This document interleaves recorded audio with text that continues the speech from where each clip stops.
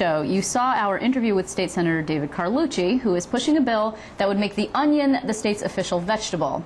Now, this sparked a bit of a dust-up because his Senate colleague, Mike Nozzolio, wants to recognize sweet corn as the vegetable standard bearer for the Empire State.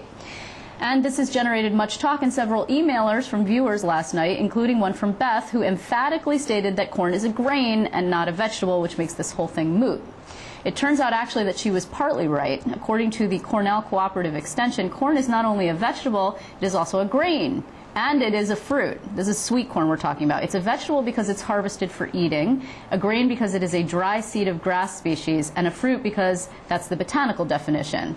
All right, some of this is a little bit technical. It's likely that my next guest was already aware of corn's versatility.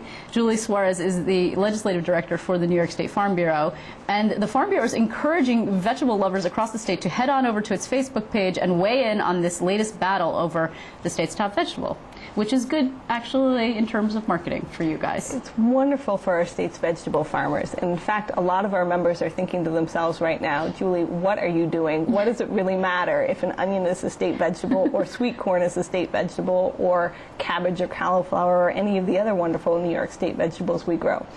But the facts of the matter are, frankly, you know, the media loves to cover wine and grapes. They love to cover dairy. And our vegetable farmers are saying, you know what, they don't get enough love.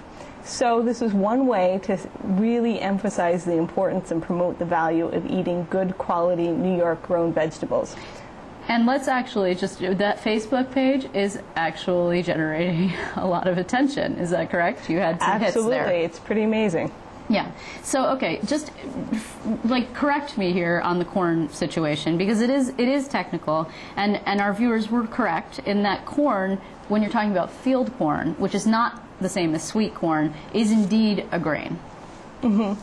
You know, this issue that we're debating can actually be found, if you look in a historical context, to be very relevant, because believe it or not, in the 1800s, the U.S. Supreme Court actually weighed in on this issue, debating a tariff act at that time. And they came up with a legal definition of vegetables and fruits, which can be found in an 1896 court decision. This is one that decided that the tomato is definitively a vegetable, but also talked about how you eat the product is actually legally one of the ways that you know if it's a vegetable.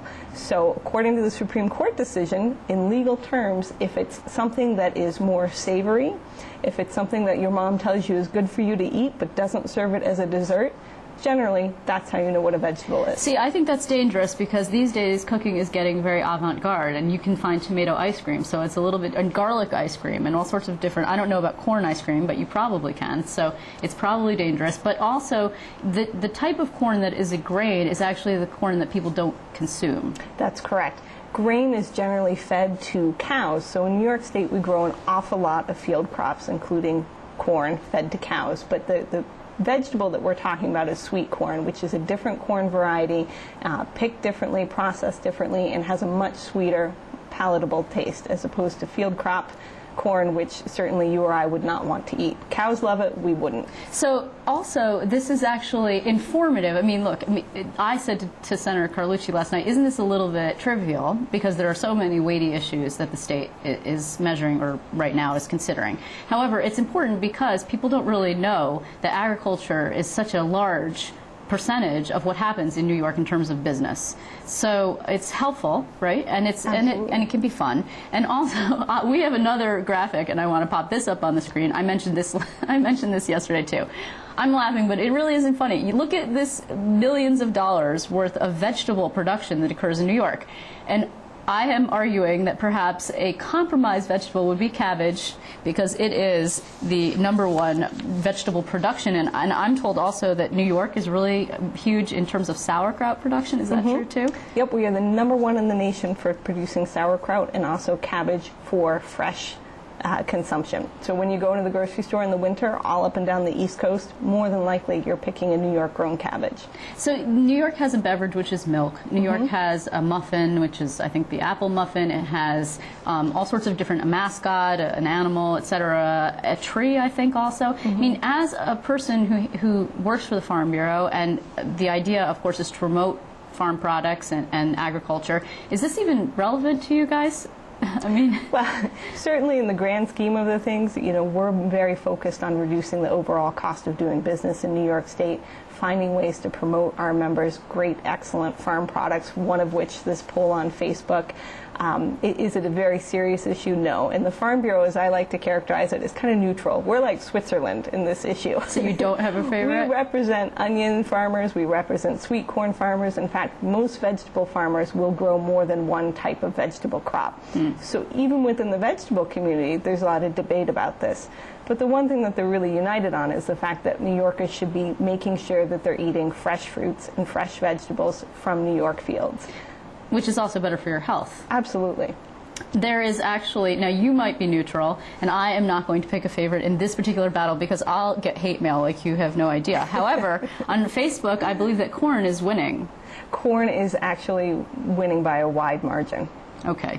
I don't know necessarily that that's going to influence anyone at the state legislature level, but it might. The other idea, and what are your members saying in terms of, well, what about us? I mean, there are other things that are produced in New York in terms of vegetables. Are they saying, well, how about a regional vegetable? Because on Long Island, for example, there are farms there, if I'm not mistaken.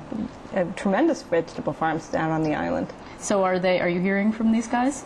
No, pretty much they're, again, very happy that people are paying attention to the state's vegetable industry because really as consumers and farmers are starting to plant their fields right now, so if consumers are starting to think about New York vegetables this early in the season, hopefully the grocery stores will also start thinking about placing their orders with our farmers and saying, hey, you know what, I really need to make sure that I have New York grown onions, New York grown sweet corn, all the wonderful things that New York State grows on my store shelves once they start to be harvested. Are you going to cut off the poll at some point? I think we're going to let it go for a couple days. It's been fun, and then we'll probably cut it off around Monday. Also, just while I have you here briefly, you have an agenda. The Farm Bureau has a serious legislative agenda. And so what's at the top of your agenda aside from vegetative questions? Great question, and thanks for asking. You're welcome. Again, this year we've really focused on ways to reduce business costs to New York's farmers, and one of the issues that our members are really concerned about, because you do need a lot of farmland in order to grow vegetables or fruit or corn to feed those cows, is property taxes. So we are supportive of the real property tax cap proposal advanced by Governor Cuomo in the Senate majority. We'd like to see it coupled with mandate reform as well to reduce overall costs, but we do support the tax cap. And one of our big issues. Yeah, I don't think that you could start a poll. I mean, I'm not so sure. I talk a lot about both of those issues on the show, and I don't know that it's generating as much interest as this particular battle. I want to thank you very much, Julie Suarez, for coming in. It's been great. Thank you for having me.